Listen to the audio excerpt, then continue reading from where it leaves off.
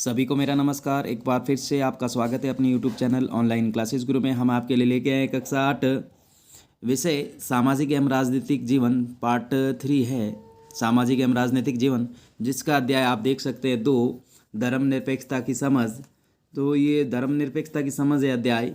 इनके जो सभी प्रश्न हैं इस वीडियो के माध्यम से हम आपको प्रोवाइड करवाने जा रहे हैं, तो ध्यान से देखिएगा किस प्रकार से करने सारी जानकारी। तो देखिएगा कौन कौन से प्रश्न हैं।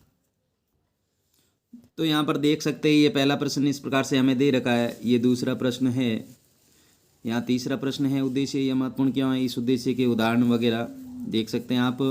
तीसरा प्रश्न, फिर इस प्रकार से ये चौथा प्रश्न है हमारे सामने, पांचवा प्रश्न है, फिर ये छठा प्रश्न है और अंतिम प्रश्न है आप देख सकते हैं आठवां प्रश्न है। ये पोस्टर दे रखा है, क्या संकेत दे रहा है। तो सभी प्रश्नों के उत्तर इस वीडियो के माध्यम से देखिएगा। पहले प्रश्न का उत्तर, तो यहाँ पर देखिएगा जो पहला प्रश्न है अध्याय है 2, धर्मनिरपेक्षता की समझ। पहला प्रश्न है अपने आसपास पड़ोस में प्रचलित धार्मिक क्रियाकलापों की सूची बनाइए और विभिन्न प्रकार की प्रार्थना, विभिन्न देवताओं की पूजा, विभिन्न पवित्र स्थानों, विभिन्न प्रकार के धार्मिक संगीत गायन आदि को देख सकते हैं। क्या इसे धार्मिक क्रियाकलापों की स्वतंत्रता का पता चलता है? इसमें दे रखा है। तो इसका उत्तर करेंगे आप धर्म, और ये धार्मिक क्रियाकलाप है। धर्म हिंदू धर्म है, उसमें क्या है, भजन भी होता है, संगीत भी होता ही है, प्रार्थना भी होती है और पूजा भी। फिर मुस्लिम है, मुस्लिम में नमाज होती है। फिर सिख है, सिख में प्रभात फेरी, शब्द कीर्तन, अरदास वगैरह सारे। फिर नेक्स्ट है ईसाई, ईसाई क्या करते हैं, प्रार्थना करते हैं। तो इसका आप क्या करेंगे, हाँ, इससे धार्मिक क्रियाकलापों की स्वतंत्रता का पता चलता है। फिर नेक्स्ट देखिएगा जो दूसरा प्रश्न है, दूसरा प्रश्न कैसे करना है। तो देखिएगा प्रश्न दूसरा है, अगर किसी धर्म के लोग कह सकते हैं कि उनका धर्म नवजात शिशु को मारने की छूट देता है, तो क्या सरकार किसी तरह का दखल देगी या नहीं? अपने उत्तर के समर्थन में कारण बताइए। तो इसका उत्तर करेंगे हाँ, सरकार इस प्रकार की स्थिति में हस्तक्षेप करेगी क्योंकि यह धार्मिक छूट मानव अधिकारों का हनन करता है। फिर नेक्स्ट जो दूसरा पॉइंट करेंगे आप, बिंदु करेंगे, कानूनों के अनुसार किसी भी कारण से की गई हत्या ये क्या है, एक अपराध है। फिर प्रश्न तीसरा है, आप देख सकते हैं प्रश्न तीसरा। तो यहाँ पर देखिएगा प्रश्न तीसरा, जो तालिका दे रखी है इस तालिका को पूरा कीजिए। जो तालिका कौन सी है वो देखिएगा, मैं बता रहा हूँ आपको। ये जो तालिका दे रखी है ना, आप देख सकते हैं, ये इस तालिका को पूरा की। उद्देश्य महत्वपूर्ण क्यों इस, तो ये जो तीन पॉइंट है, इन 3 पॉइंट के महत्वपूर्ण क्यों है, उद्देश्य का उल्लंघन का एक उदाहरण। तो आइए देखते हैं उत्तर। तो उत्तर लिखेंगे, इस तालिका को पूरा कीजिए, यह महत्वपूर्ण क्यों है, इस उद्देश्य का उल्लंघन उदाहरण। तो यहाँ पर देखिएगा आप उत्तर क्या करेंगे, यह कार्य महत्वपूर्ण क्यों है, इस उद्देश्य का एक उदाहरण। यहाँ पर देखिएगा सबसे पहले यह महत्वपूर्ण क्यों है, क्योंकि सभी समुदाय के समान विकास हेतु। तो ये पॉइंट है, और आप करेंगे ये इस उद्देश्य का एक उदाहरण है, जम्मू कश्मीर में मुसलमान हिंदुओं पर वर्चस्व रखते हैं। ये इसका उद्देश्य हो जाएगा ये वाला, और ये महत्वपूर्ण क्यों। फिर दूसरा बिंदु करेंगे, अल्पसंख्यकों के प्रति अत्याचार, भेदभाव रोकने हेतु, ठीक है ना। तो इसमें उद्देश्य ये करेंगे, श्रीलंका में तमिलों व सीलियों का वर्चस्व। फिर नेक्स्ट जो तीसरा बिंदु है, शांति सहनशील समन्वय, शांति है ना, तो सहनशील समन्वय सौहार्दपूर्ण वातावरण हेतु, ये उद्देश्य हो गया। फिर नेक्स्ट देखिएगा, हिंदुओं में छुआछूत का प्रचलन।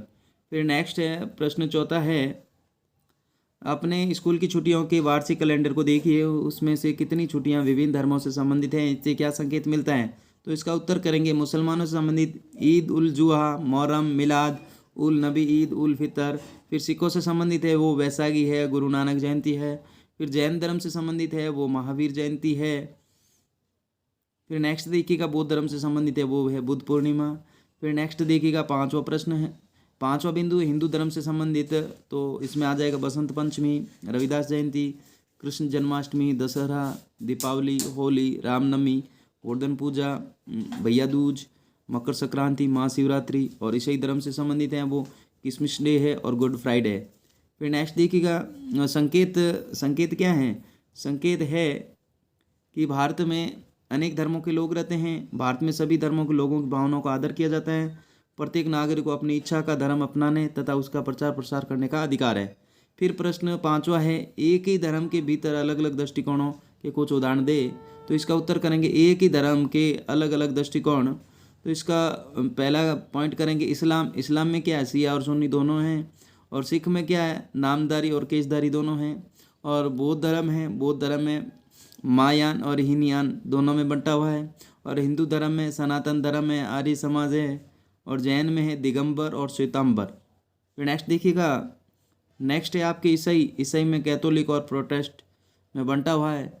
तो जिसने चैनल को सब्सक्राइब नहीं किया तो प्लीज़ चैनल को सब्सक्राइब कीजिएगा, वीडियो को लाइक कीजिएगा और वीडियो को शेयर कीजिएगा, ताकि मेरे चैनल पर जो भी वीडियो अपलोड हो आपके पास नोटिफिकेशन पहुंच सके, उस नोटिफिकेशन के माध्यम से अपना सारा संपूर्ण हल कर सके। नेक्स्ट प्रश्न है आपके, प्रश्न है छठा, भारतीय राज्य धर्म से फासला भी रखता है और उसमें भी करता है, तो यह हस्तक्षेप भी करता है, यह जानने वाला विचार लग सकता है। इस पर कक्षा में एक बार फिर चर्चा कीजिए। इस अध्याय में दिए गए उदाहरणों के अलावा आप अपनी जानकारी के अन्य उदाहरणों का भी सहारा ले सकते हैं। तो इस प्रकार से है, तो इसका उत्तर क्या हो जाएगा यहाँ पर करेंगे आप। सबसे पहले उत्तर देखिएगा आप सभी, उत्तर करेंगे भारतीय राज्य का धर्म से फासला। तो यहाँ पर पहला बिंदु करेंगे, भारत में कचहरी, थाने, सरकारी विद्यालय, दफ्तर जैसे सरकारी संस्थानों में किसी खास धर्म को प्रोत्साहन देने या उसका प्रदर्शन करने की छूट नहीं है। दूसरा बिंदु करेंगे, भारतीय राज्य किसी एक धर्म को समर्थन नहीं देता है। फिर यहाँ पर देखिएगा, भारतीय जो राज्य का धर्म में हस्तक्षेप, जो हस्तक्षेप है, हस्तक्षेप ऐसे करेंगे, हस्तक्षेप तो माँ बाप की संपत्ति में बराबर हिस्से के अधिकार का सम्मान करने के लिए राज्यों को समुदायों के धर्म पर आधारित निजी कानूनों में हस्तक्षेप कर सकता है। फिर धर्म के नाम पर अलग अलग करना, भेदभाव रोकने के लिए भारतीय संविधान में छुआछूत पर पाबंदी लगाई गई है। फिर नेक्स्ट और अंतिम प्रश्न है आपके, प्रश्न सातवां है, साथ में दिया गया पोस्टर शांति के महत्व को रेखांकित करता है। इस पोस्टर में शांति कभी न खत्म होने वाली प्रक्रिया है, हमारी आपसी विविधताओं और साझा हितों में नज़रअंदाज करके नहीं चला सकती हैं। यह वाक्य क्या बताते हैं, अपने शब्दों में लिखिए। धार्मिक सूक्ष्मता, इसका क्या संबंध है?